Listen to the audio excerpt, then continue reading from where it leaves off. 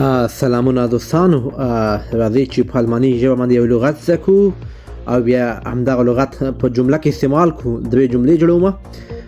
دغه ورو په غوښتنه باندې وایي سره کوم وایو په الماني ژبه باندې کومک شم در سره مرسته در سره وکړم. اول وایو چې مرسته ته په الماني ژبه کې څه وایي؟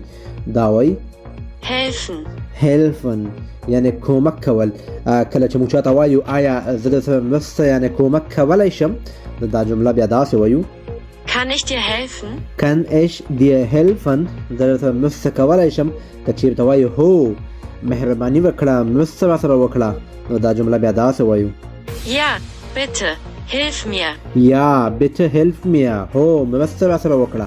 او که چېرته وایو چې نه مننه، نو بیا دا جمله داسې وایو Nein, vielen Dank. Nein vielen Dank، یعنی نه مننه کوم، ضرورت نشته مرستې ته. تاسو هم کولی شئ دغسې پوښتنې وکړئ.